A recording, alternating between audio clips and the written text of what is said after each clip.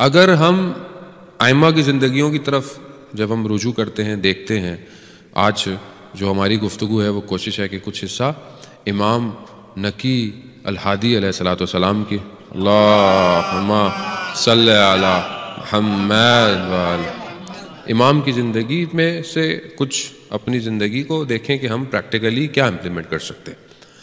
خوب ائمہ کی زندگیوں میں ہمارے لیے بہرحال سب کچھ، اس لیے ہمیں ائمہ کی زندگیوں کو پڑھنا چاہیے، اور یہ ایک ہی انسان ہے جو 250 سال زندگی کر رہا ہے، غور کیجیے گا، ایک ہی انسان ہے، لیکن ہر دور میں جو ڈیوٹی ہے امام نے وہی کی ہے۔ اسی لیے جو آیت اللہ خامنائی نے کتاب لکھی ہے ائمہ پر، اس کا نام ہی 250 سالہ انسان ہے، یعنی ایک ہی انسان ہے۔ کیوں؟ کیونکہ اولنا محمد، اوسطنا محمد، آخرنا محمد ہے ایک ہی۔ اب ظاہر ہے ہر ٹائم زون میں اس کو جو مشکلات ہوئی ہیں، اس کو جو فیس کیا ہے، اس کو ریفلیکٹ کیا ہے۔ اس لیے امام خمینی کہتے تھے کہ اگر سارے نبیوں کو ایک کمرے میں بند کر دیا جائے تو ان کے آپس میں کبھی اختلاف نہیں ہوگا۔ کیوں؟ کیونکہ ہدف ایک ہے۔ جہاں ہدف ایک ہوں وہاں اختلاف نہیں ہوتے۔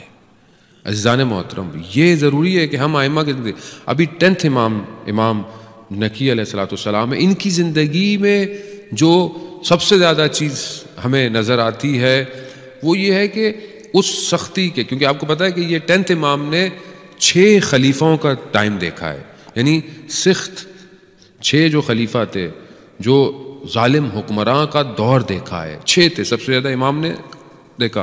اس میں سب سے زیادہ جو ٹائم تھا وہ متوکل کا تھا، متوکل عباسی جو سب سے زیادہ ظالم تھا۔ ان سب سختیوں میں امام نے اپنے کام کو جاری رکھا، امام نے اپنے شیعوں کے ارتباط کو، شیعوں کے کنیکشنز کو، ساری چیزوں کو جاری رکھا، اور یہ ٹریٹمنٹ کی، اور یہ ہمیں سکھایا کہ ہر دور میں you have to do your own work, تمہیں اپنا کام کرنا ہے، تمہیں گھبرانا نہیں ہے۔ اور یہی لرننگ ہے عزیزان محترم، کہ ہم اپنے ایکشن سے شو کریں کہ ہم امام کے ماننے والے ہیں، چاہے ہم دنیا میں کہیں بھی رہتے ہوں۔ جو چیز امام نے اپنے شیعوں کو تعلیم دی وہ نیٹ ورک تھا۔ نیٹ ورک کیسے ڈیزائن کیا جاتا ہے، امام نے نیٹ ورک ڈیزائن کیا۔ یعنی اتنی سختی تھی کہ راوی کہتا ہے کہ میں امام کے ساتھ تھا، امام کے ساتھ چلا، امام سے بات کی، میں نے کچھ کہنا چاہا، امام نے کہا رستے میں بات مت کرو۔ اتنا اسپائنگ تھا کہ رستے میں چلتے ہوئے مدینہ میں کوئی سن لیتا۔ کیوں؟ کیونکہ جو بھی دشمن کو لگتا کہ یہ علی کا چاہنے والا ہے تو اس کی جان مال سب خطرے میں پڑ جاتی، اور امام اپنے چاہنے والوں کو خطرے میں ڈالنا نہیں چاہتے تھے۔ لیکن امام نے سکھایا کہ کیسے کام کرنا ہے۔ کیا آج ہم اپنے وقت کے امام کے لیے کوئی نیٹ ورک ڈیزائن کر رہے ہیں؟ کوئی ہمارے پاس نیٹ ورک ہے؟ کوئی چیزیں ہیں جس سے ہم اپنے آپ کو اپنے امام کے تک پہنچنے سے پہلے اپنے آپ کو کنیکٹ کریں ایک دوسرے سے؟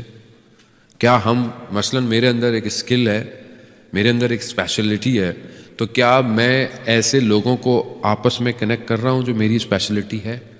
میں دیکھ رہا ہوں کہ دنیا میں کوئی اور شخص یہ کام کرتا ہے تو میں اس سے کنیکٹ ہو جاؤں اور ہم سب مل کے امام کی خدمت کے لیے کچھ کام کریں؟ نہیں ہوگا یقیناً، میرے تو نہیں ہے، آپ لوگ کر رہے ہوں گے، مجھے نہیں پتا، میں تو نہیں کر رہا، تو میں اپنی بات کر رہا ہوں۔ یا یہ باتیں میں آپ کے لیے نہیں کر رہا، یہ وہ سمندر کنارے درمیان میں ایک اور جزیرہ ہے، ایک اور آئی لینڈ ہے، وہاں پہ کچھ لوگ رہتے ہیں، وہ لائیو سن رہے ہوتے ہیں، تو میں ان کو سنا رہا ہوں۔ یہ ڈیلی جو باتیں کر رہا ہوں یہ ان کے لیے، آپ کے لیے نہیں ہے، آپ پریشان نہ ہو، آپ کے لیے نہیں۔ ہم لوگ کیا نیٹ ورک ڈیزائن کریں گے؟ ہم سے تو اپنا حال صحیح نہیں ہوتا۔ جب لوگ ناراض ہو جاتے ہیں جب کچھ کہو تو کہتے ہیں یہ مولانا کیوں؟ بھائی آپ کو کون ڈانٹ رہا ہے خدا نہ خواستہ؟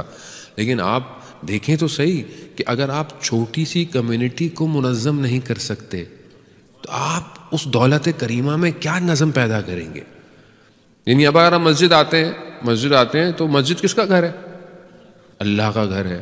تو آپ کے گھر سے تو بہتر ہوگا، اس کا مطلب ہے مسجد کا گھر اللہ کا گھر ہے۔ خوب اللہ کا گھر ہے تو اللہ کے گھر کو اپنے گھر سے زیادہ صاف رکھنا چاہیے۔ تو کیا ہم رکھ رہے ہیں یا نہیں رکھ رہے؟ کچھ کھاتے ہیں، کچھ پیتے ہیں، کچھ اٹھا کے اپنی جگہ پہ رکھتے ہیں یا نہیں رکھتے؟ یا جو میں کر رہا ہوں، آپ عزیزان محترم کہیں پہ بھی جائیں، یا اللہ کے گھر کی بات نہیں کر رہا، آپ کسی گھر میں انوائٹڈ ہوں، کسی جگہ کھانے پہ جائیں، کسی جگہ پر آپ رہ رہے ہوں، کوئی بھی چیز یوز کرنی پڑے تو آپ یہ سوچیں اپنے گھر میں کیسے یوز کرتے ہیں۔ گھر میں تو بڑا احترام سے یہ نہ ہو وہ نہ ہو، اور دوسری جگہ ہو تو چلو اسراف کرو، کھاؤ پیو، پھینک دو، اٹھانے کی کیا ضرورت ہے؟ یہ اہل بیت کے ماننے والوں کا نظم ہے۔ مولا کائنات کہتے ہیں اپنے امور کو منظم کرو۔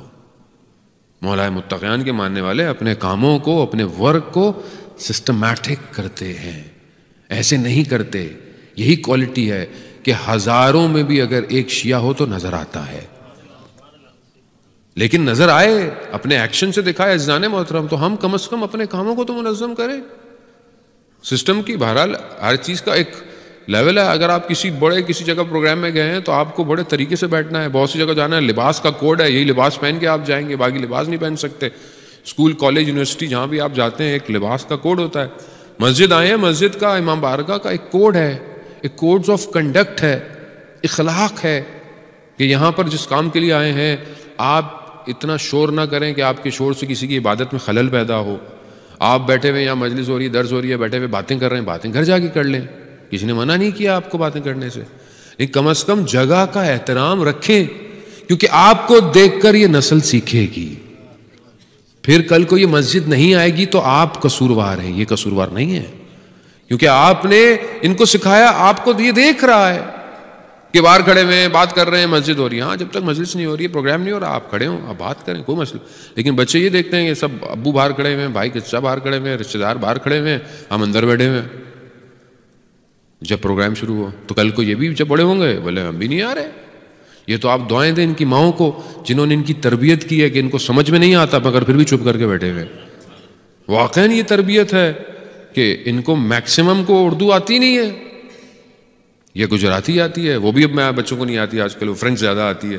اب اگلی دفعہ میں 6 مہینے کا کریش کورس کر کے آؤں گا فرینچ کا، اگر ٹائم ملے مجھے، ایک تو ٹائم نہیں ہے ہمارے پاس، اگر ہم نہیں کر سکتے۔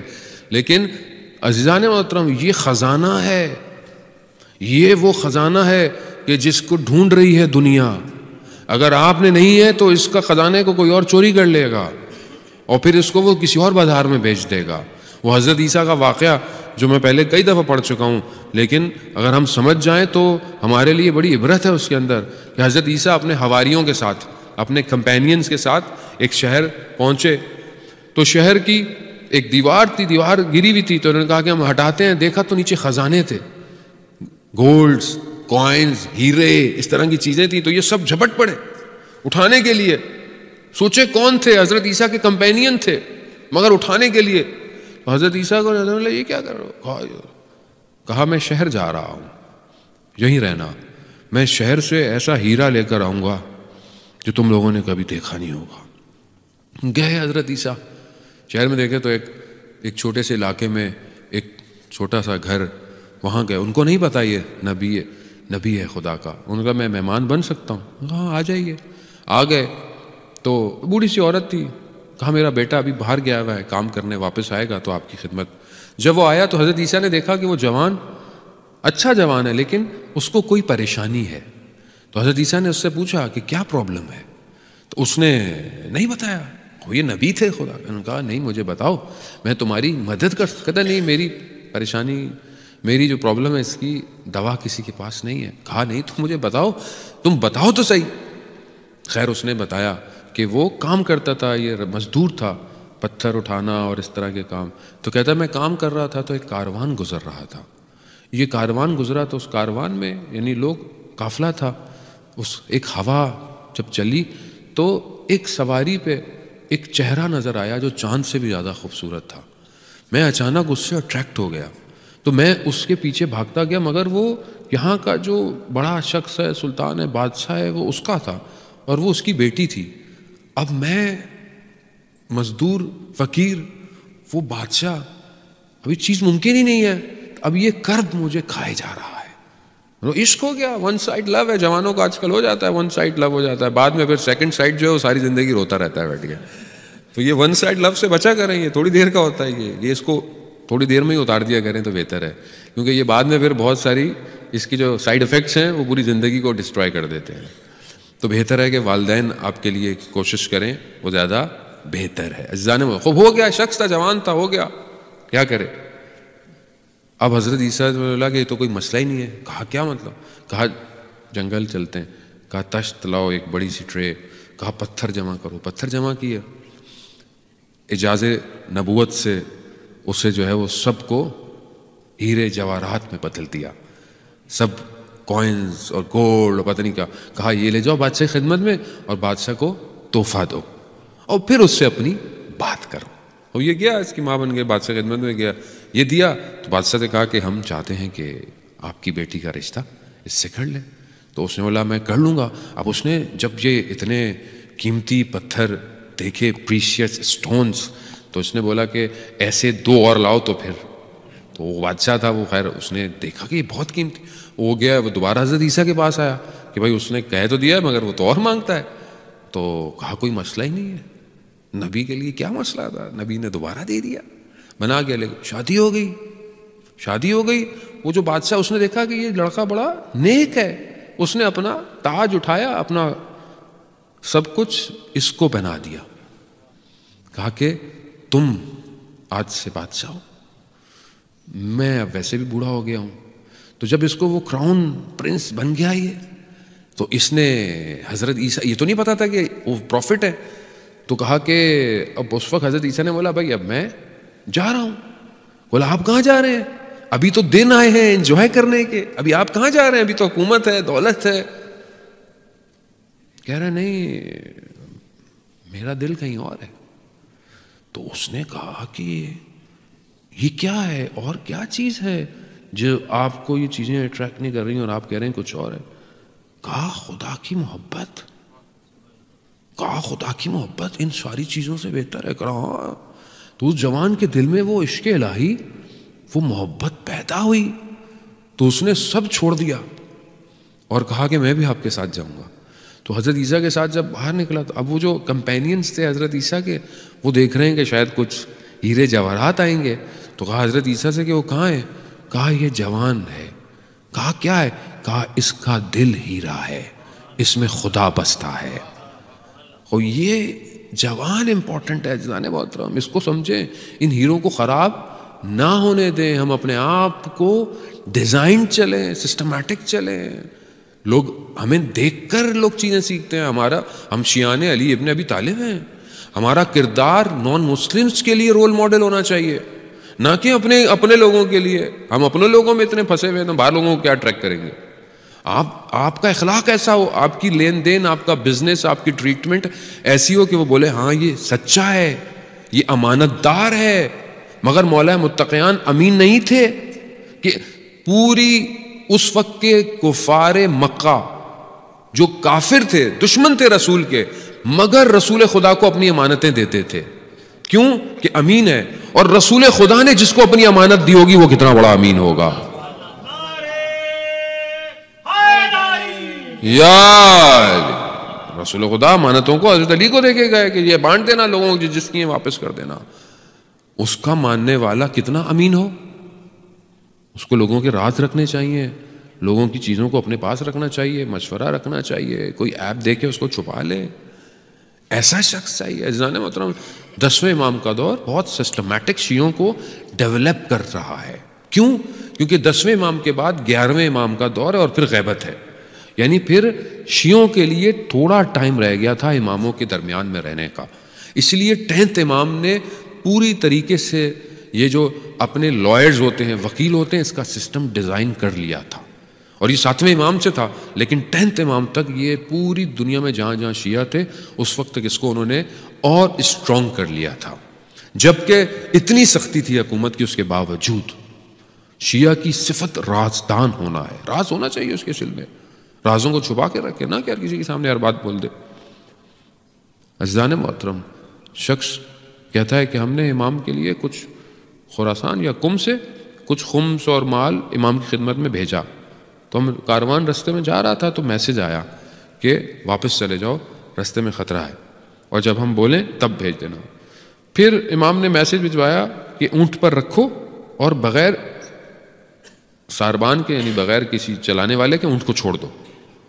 انہوں نے ایسے ہی کیا۔ اب یہ پریشان کہ پتہ نہیں اونٹ کہاں گیا ہوگا، تو یہ جب بعد میں امام کی خدمت میں پہنچے تو وہ سارا سامان امام کے گھر میں موجود تھا۔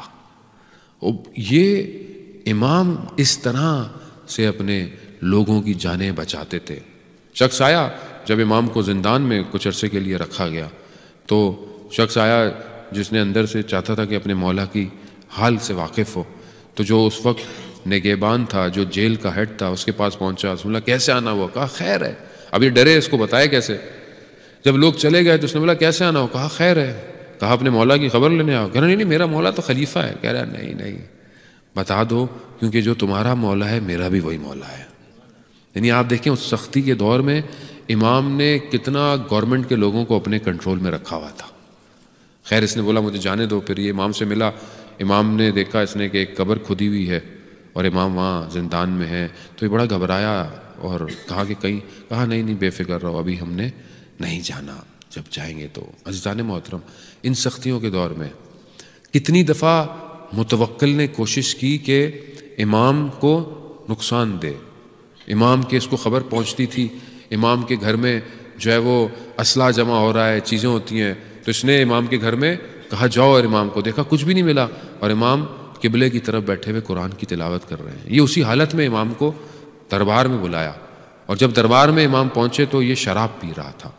اس نے امام کو اپنے برابر میں بٹھایا، کہا کہ شعر پڑھیں، تو امام نے بولا کہ ہمیں دور رہنے دو۔ کہا نہیں شراب کا، کہا نہیں یہ ہمارے خون اور گوشت سے شراب بہت دور ہے۔ مولا کے ماننے والوں کو بھی ایسے ہی ہونا چاہیے عزیزان محترم۔ تو اس نے کہا شعر پڑھیں، امام نے شعر پڑھے۔ اس کا میں خلاصہ صحیح تھا کہ امام نے بتایا وہ کہاں گئے وہ جو بڑے بڑے تخت و تاجوں میں زندگی گزارتے تھے، آج وہ زمین کے اندر کیڑے مکوڑوں کی خوراکیں بن گئے۔ جب امام نے یہ شعر پڑھے اور دنیا اور آخرت کا چہرہ دکھایا تو یہ رونے لگ گیا، گریا اتنا کیا کہ اس کے محاسن گیلے ہو گئے، اور اس نے امام کو بڑے تکریم سے ہدیہ دے کر امام کو رخصت کیا۔ کئی دفعہ انہوں نے کوشش کی امام کے ساتھ، اور کئی مقامات پر ایسے چیزوں میں پھنسے، کیونکہ جانتے تھے اس وقت ایک یہودی جو تھا اس کے ساتھ، اس نے کہا کہ اگر کوئی علم غیب جانتا ہے تو وہ صرف یہی شخص ہے اور کوئی بھی نہیں ہے۔ اور یہی ہوا کہ جب ایک دفعہ ایک یہودی نے کوئی کام کیا غلط، تو جب اس کو قاضی نے سزا دینے لگی تو اس نے کہا نہیں میں تو مسلمان ہو گیا ہوں۔ اب یہ تو پریشان ہو گئے کہ اب یہ مسلمان ہو گیا ہے، سارے گناہ دھل گئے ہیں، تو اب اس کو سزا کیسے دیں؟ تو جب امام تک پہنچی تو امام نے کہا جو اس نے کام کیا ہے اس کو وہی سزا دیں۔ تو قاضی نے کہا کہ یہ کیسے ہو سکتا ہے؟ کہا پھر امام نے قرآن کی آیت کی تلاوت کی کہ جب ان پر مشکل پڑتی ہے تو یہ کلمہ پڑھتے ہیں، جبکہ اصل میں یہ مسلمان نہیں ہوتے ہیں۔ تو کہا یہ خوف سے ہوا ہے، اس کو شوق سے نہیں ہوا، یہ ماں جان کے خوف سے ہوا ہے، اس کو وہی سزا دو جو اس نے گناہ کیا ہے۔ خوب آئمہ بہتر جانتے تھے۔ ایک دفعہ اس نے کہا کہ کیونکہ امام جب آتے تھے تو یہ احترام میں کھڑے ہو جاتے تھے، تو اس نے بولا اب امام کا احترام نہیں کریں گے، کوئی بھی جب امام آئے تو امام کے لیے پردہ نہ ہٹایا جائے، تاکہ امام خود پردہ ہٹائیں۔ اور یہ چاہتا تھا کہ امام کو کسی طریقے سے امام کو ڈسٹرب کرے، لیکن کسی نے کچھ نہیں کیا۔ لیکن جیسے ہی امام آئے ہوا اتنی تیز چلی پردہ خود اڑ گیا۔ پھر امام اندر آئے، امام بیٹھے رہے، پھر جب امام جانے لگے پھر ہوا چلی، پردہ ہٹا، پھر امام چلے گئے تو یہ کہنے لگا کہ خود ہی اٹھا دیا کرو، اس سے بہتر کہ ہوا پردے اٹھایا کرے، کیونکہ پھر لوگ بولیں گے۔ عزیزان محترم، خوب آئمہ اہل بیت خدا کے نمائندے ہیں، خدا نے ہر چیز ان کے اختیار میں دی ہوتی ہے۔ عزیزان محترم، ہم چاہیں اپنے آپ کو ان کے قریب کر کر ہم بھی اچھے بن سکتے ہیں، یہی واسطہ فیض ہے ہمارے لیے۔